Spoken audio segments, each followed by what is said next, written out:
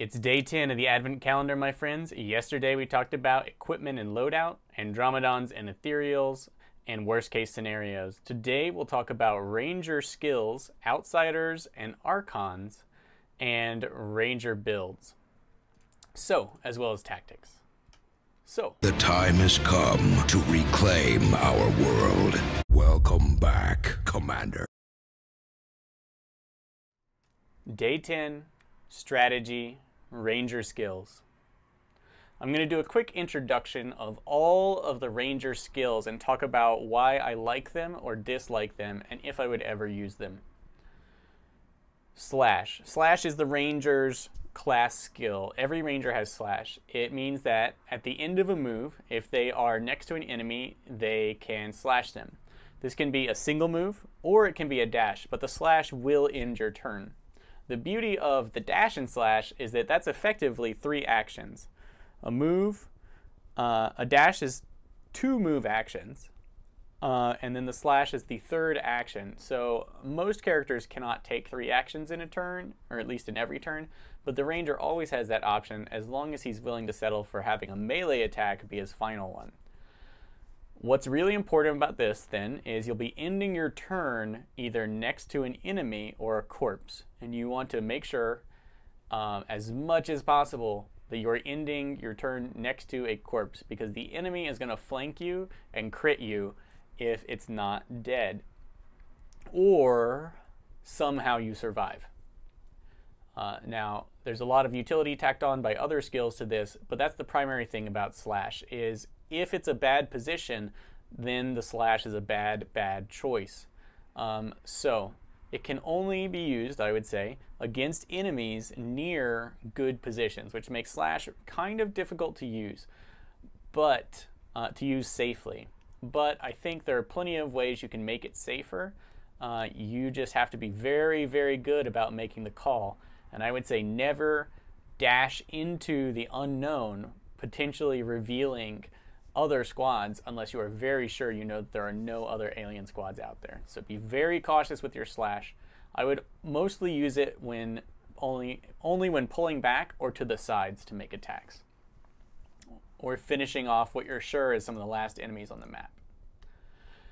All right, at your first choice is going to be Phantom versus Blade Master. And I'm going to say I would go ahead and take Phantom almost all the time because it's incredibly powerful for the Ranger to remain concealed when the rest of the squad is revealed. That is what Phantom gives you.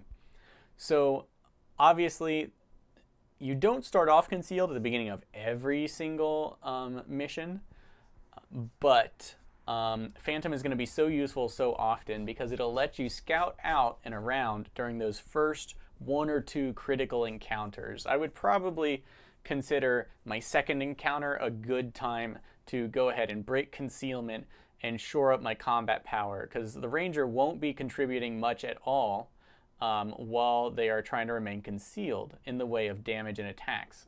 If you take Phantom and you use it heavily, then I would suggest carrying the kinds of things that don't actually break concealment in your grenade slots, like battle scanners and medikits, for use on other people after a fight, so that you can maintain that concealment while still making yourself useful.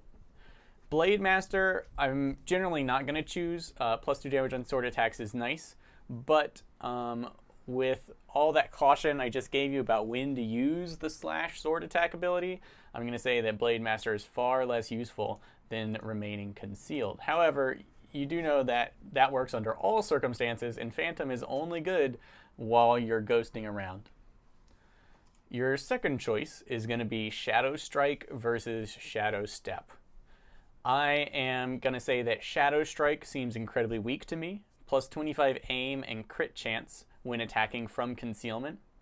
If I can only be in concealment once or twice per mission, and we'll get around to twice in the next choice, then Shadow Strike is going to be completely underpowered. If, however, some sort of equipment grants me the ability to regain concealment more regularly during a mission, Shadow Strike might be worth considering, but it's still pretty weak. 25 aim does not guarantee a kill.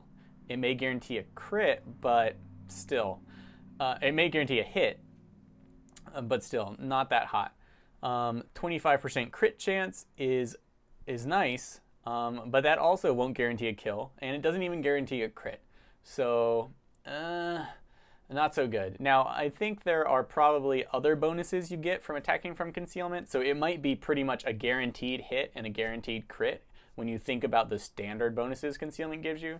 Still pretty weak, because you only use it once or twice per mission, and you're going to need to attack a lot more than that to take down the tougher enemies.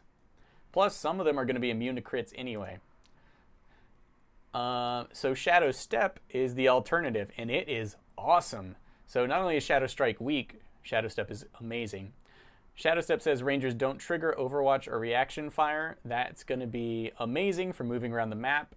Good for applying medikits to people, moving into grenade range, dropping a grenade on a pair of Overwatching Advent soldiers, thus damaging them, maybe catching them on fire if it's a fire grenade or whatever, and canceling their Overwatch because enemies who are hurt cannot lose their Overwatch. So Shadow Step's going to make you the go-to man for damaging Overwatching enemies and freeing up your squad's mobility. It also means that if something tries to pin you down, if you're caught out of concealment and the enemy thinks they have you and goes into Overwatch to keep you locked down and unable to move, since that's what triggers Overwatch, the AI will use it to lock you down. You can just dash away safely and be nice and happy about it. So there may even be other types of enemy reaction fire that this will also make you immune to. It means you can't tank that for your friends, but tanking is pretty much how you get yourself killed in XCOM. You don't do it unless you absolutely have to. So Shadow Step, always going to take Shadow Step over Shadow Strike with what I've seen so far. Your next choice is going to be between Conceal and Run and Gun. Conceal lets you re-enter concealment once per mission, no questions asked. It is going to be, it's really powerful. That is a really powerful ability. Don't underestimate it. Take it with you and try it out. You have to think carefully. There's going to be a whole mind game about when to use it and when not to. If you follow my suggestion and you take Phantom and then you remain concealed for, say you reveal yourself at the end of the second squad encounter, that might be a great chance to re-enter concealment. You should probably wait until you see how the third fight is going to play out, because you can enter concealment in the middle of a fight if you feel like it. And as long as you're not so close that you're going to be revealed instantaneously again, you can keep it up. So bring in the combat power of your Ranger for that third fight. And then once you see how it's going, if you can wrap it up with your 3 other people, then go ahead, do whatever you're going to do with your Ranger, and then pop back into concealment. It's going to be a great defensive tool, and it's going to be a great scouting tool. So just absolutely feel free to use it. It's going to be great even if you didn't take Phantom, because it's going to let those... If you didn't take Phantom, you took Blade Master, which means you're going to be doing extra damage with sword attacks, and since swords leave you horrifically exposed, concealment might be your best escape from a situation that's gotten uber hairy. And of course, it's just as powerful if you took Blade Master or Phantom, because Phantom doesn't actually enhance concealment, because the rest of your squad's already revealed. So it's definitely worth considering. You should definitely take it. I'll take it on some of my Rangers, but probably not all, because Run and Gun, the alternative, is amazing. If you've never used Run and Gun, it's hard to imagine. It basically gives you an extra action. For the same reason Dash and Slash is so good, giving you 3 actions in a turn, Run and Gun is even better because that action doesn't have to be a sword slash. It has to be an attack. But that is so powerful, especially if it still combines with rapid fire like it did in XCOM 2012. That was the easiest way to down the toughest enemies, is to Run and Gun up to a weakened or shredded enemy and then give it a taste of the incredibly deadly shotguns. So Run and Gun is fantastic. And you can use it every 3rd turn. It's so good. It's especially good for saving your friends who are caught out of position and don't have enough firepower on them to take out an enemy, because it lets you get over to them and apply some serious hurt to whatever it is that is troubling them. or simply to just rearrange yourself to a better position. It just adds a lot of mobility that turn. So I'm going to say run and gun, the stronger of the two, but concealment definitely has its place. Your next choice is going to be between Implacable and Bladestorm. I'll go ahead and say Bladestorm, a free sword attack on enemies that enter or attack you from within melee range, is pretty weak. Sure, you can deal a lot of damage to things, but you have to let them really close to you, and the circumstances in which you want to do that tick down to almost 0 as the difficulty level you chose ticks up. On legendary difficulty, the last thing you want is enemies anywhere near you or to be relying on your sword. Plus, sword attacks can miss, they can graze. I don't think that's a great choice at all, even if you took Blade Master, especially in comparison to Implacable. Implacable says gain 1 move on any turn when you secure a kill. So you get 1 move only. It's not a move per kill, it's 1 move the first time you secure a kill, and it can only be a move. That is still incredibly powerful. That lets you dash and slash in and then move out, run and gun in and then move out. It's just going to help you reposition, and it's going to let you take actions that are super risky as long as they result in a guaranteed kill, not just a maybe kill, but a guaranteed kill. And then reposition yourself out of that risky position. So it lets you take advantage of positions that have poor defensive qualities but excellent offensive qualities, and you're just going to find that to be incredibly useful, whereas the Bladestorm is only going to proc when you are in desperate trouble. Implacable is going to, you're going to be able to use that all the time whether you're in trouble or not. Plus that's a lot of movement, tacking on a whole extra move to your turn. Just more actions the better, and the fewer of your actions that are slashing with that sword, the more effective you're going to be as a soldier. So, next choice, Deep Cover versus Untouchable. I'm going to go ahead here and give the nod to Untouchable. If you kill during your turn, automatically dodge the next attack against you during the enemy turn. That's important to note. Not the next attack against you during your turn, like Overwatch or anything like that, but the enemy's next turn. This includes area of effect attacks, which means you can dodge explosives, whatever it is. It's kind of like if you kill during your turn, then waste another enemy's turn automatically next turn, which is fantastic. Because tanking is so dangerous and such a bad idea in XCOM, this is like something completely different. This lets you tank. And it's going to soak up enemy turns like no one's business. It's going to make enemy attacks whiff. Like you could kill something and then tank that berserker who's going to go for the closest target, and you know they're going to annihilate the closest target, but not you, because you killed someone, and it can't know that that's going to happen. Untouchable is absolutely fantastic. I would say it's one of the strongest skills in the game simply because an auto dodge, especially against explosives, just is impossible to get any other way. This is against the Deep Cover ability, which is actually quite good. And I could see Deep Cover being taken occasionally. Deep Cover says, automatically hunker if you don't attack this turn, including, so as long as you didn't attack, that means you didn't rapid fire, you didn't slash, all you have to do is move. That's a move. So let's talk about what you can do and trigger Deep Cover. You can move. You can dash. You can use medkits. You can use battle scanners. You can use Overwatch, which is the most incredible thing. Overwatch attacks are just fine. Sure, they can't crit, and there's an aim penalty, but then again, most enemies require cover. And then being hunkered is 30 extra defense and 50 dodge, which makes you an incredibly tough target. So Deep Cover is going to let you tank enemies without the requirement that you actually kill enemies. And the addendum that you can't have attacked on your turn. So Deep Cover is a good choice, and I think you should certainly try it out. You may find that Untouchable doesn't proc as often as you'd like, since you do have to kill an enemy to proc it.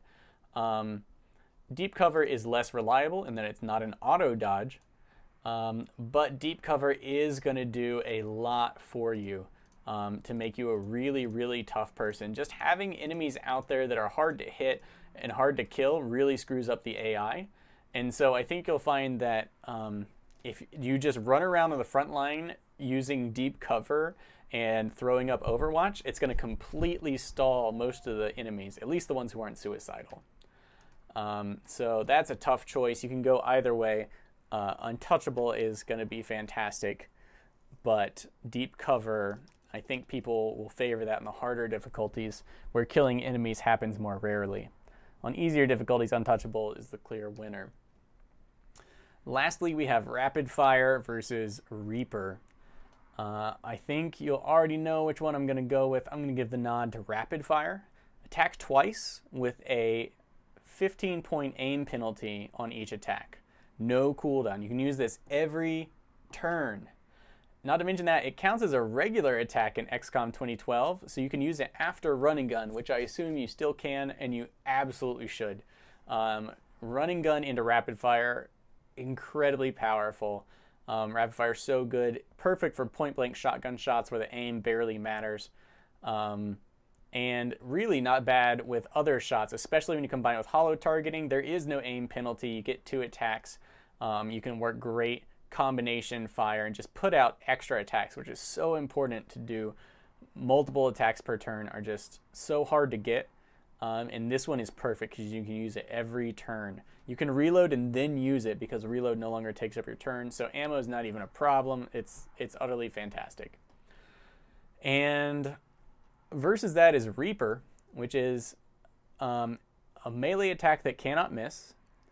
And once you use it, gain a free action every time you score a melee kill, but each successive melee attack deals reduced damage. This has a 4-turn cooldown and does not combine with running gun. So Reaper is kind of a mode. And when you enter that mode, you get a melee attack that cannot miss. The nice thing about Reaper is it's going to let you cover a boatload of ground, and it's going to guarantee that you hit. Now, that doesn't say that it guarantees it's not a graze.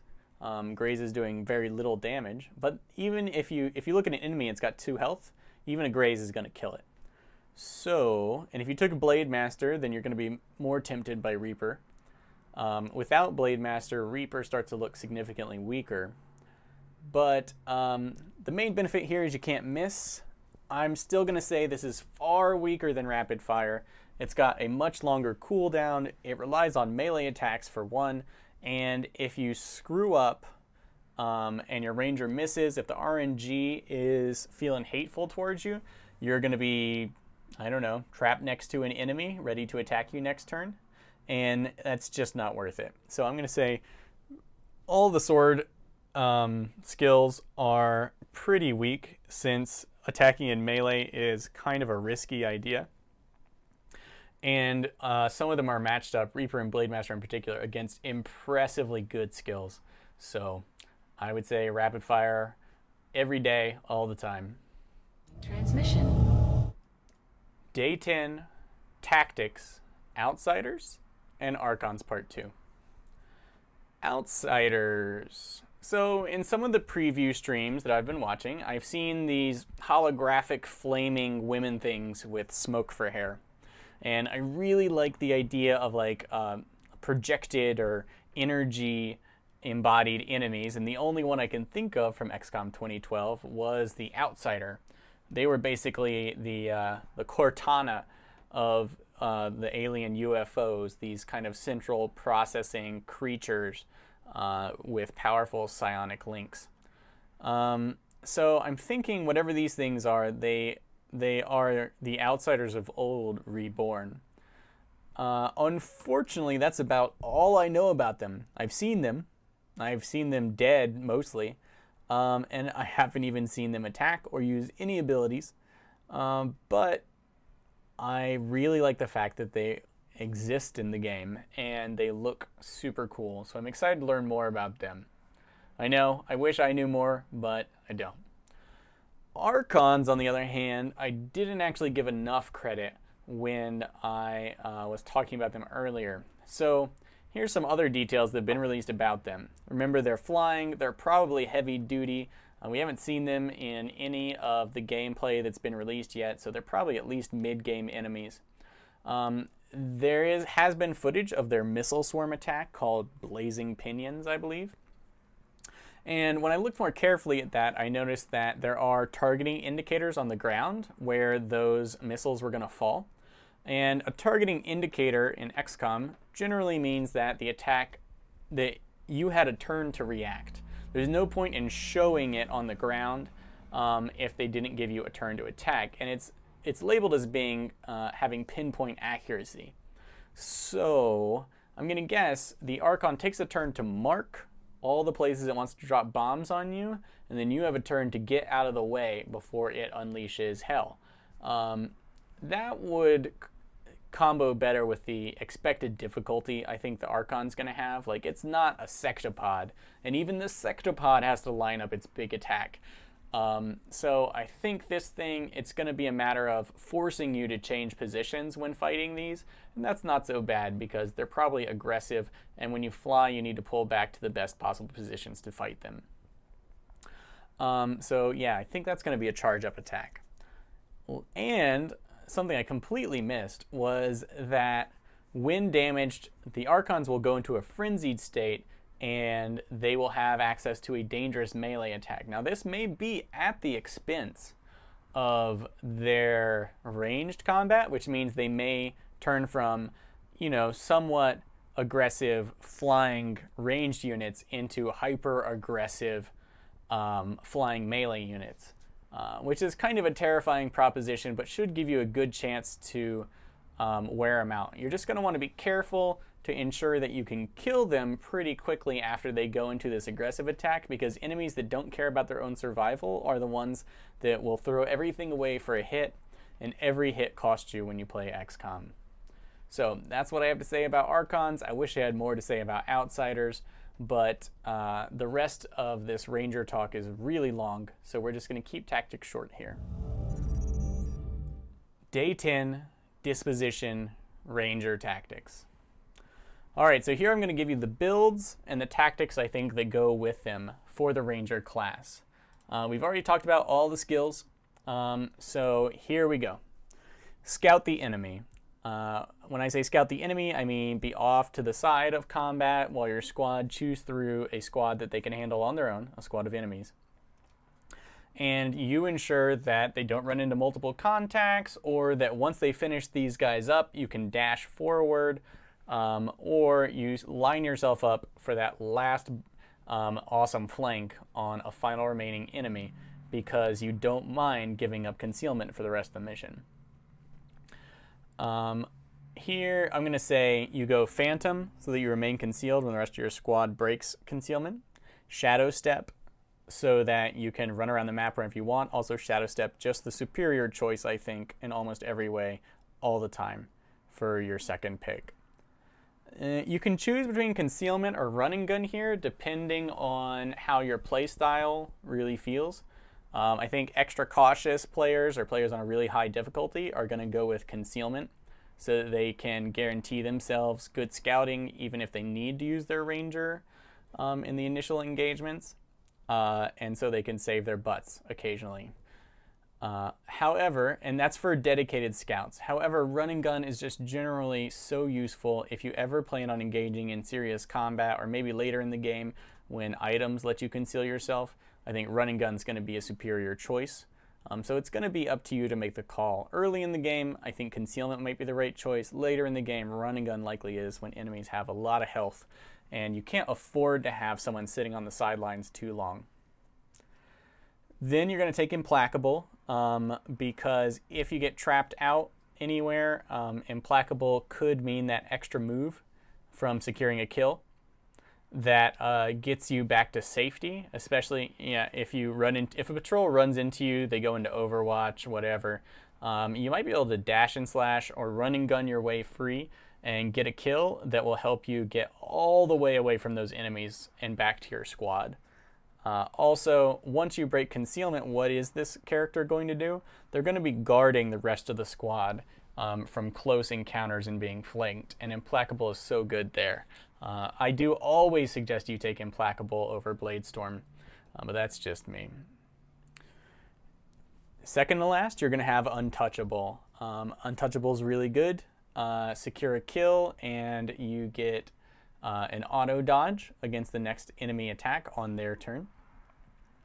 And that's just going to make you more survivable, so good for the front ranks, especially because deep cover gives you hunker, but hunker only works if you're not being flanked.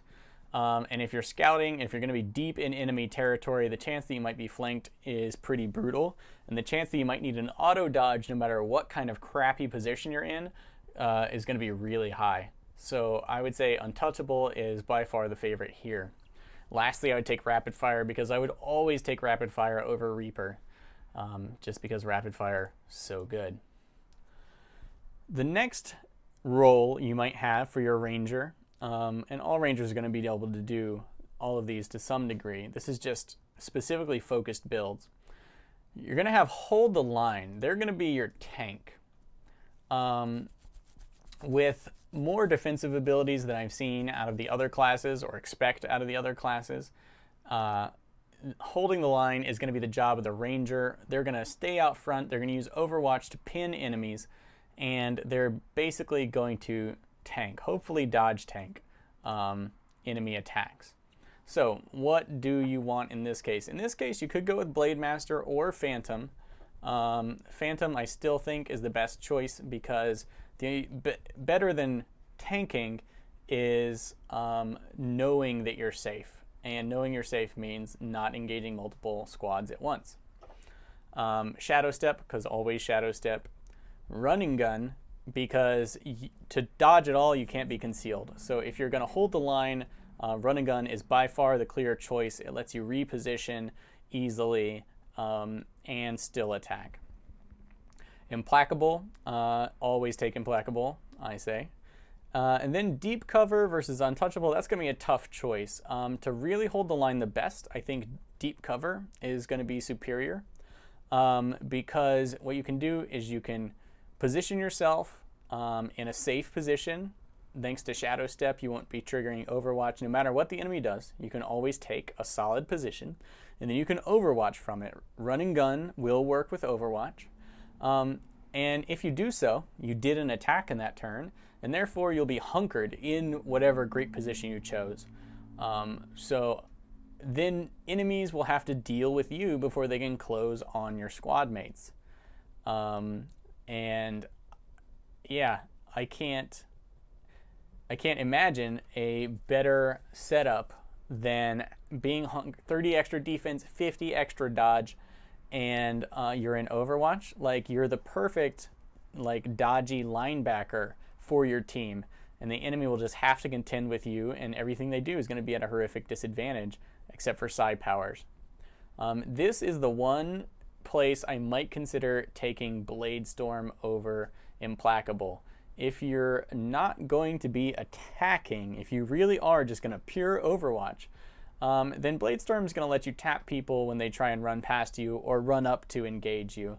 And you're going to have that hunker bonus, and you won't have to do any of your attacking on your turn. You can let their proximity and your Overwatch do it for you. So there you go. There's where Bladestorm belongs, if it belongs anywhere. Untouchable is still a fine choice here, but then you have to be a lot more aggressive. You have to secure kills, and Deep Cover is guaranteed as long as you don't attack, so it's much more controllable in this circumstance. Finally, Rapid Fire, because always Rapid Fire. All right, the last suggested role I'm going to give you is the one that I've talked about before, Guard the Flanks. In this one, you might consider Blade Master. I would still probably err on the side of Phantom. But with Blade Master, you will be able to deal the extra damage to finish, like guarantee you'll finish off wounded enemies. The whole point of this build is to wander around your squad, maybe say one full blue move away from your nearest squad mate or less, but probably, you know, somewhere out there, about that far. Far enough away, I would say, that you can dash past the furthest of your friends. So you're going to want the center of your squad to be exactly one single move action away from you. That would be the radius on which I would circle the squad. This is going to let you dash and slash or run and gun to anywhere, to be point man on any side of your squad. And that's incredibly useful, and that's pretty much it. If a flying unit, if an Archon can like jump from one place to another thanks to its flight, or a sneaky enemy surrounds you, or you walk past someone, or a squad of weaker enemies rolls up on your side, it's going to be your job to dash and slash or run and gun over there and take out the most prominent threat to protect your backline that may or may not be able to react. So, Blade Master or Phantom, sure. Shadow Step, always. Run and gun, definitely. You can't fight from concealment. And run and gun, super useful, like I've said. Implacable, always. I'm going to go with deep cover, untouchable. It's kind of your choice here. Untouchable is going to be what you want to have happen. That is, you're mostly going to guard the flanks against enemies that you hope you can kill in one shot.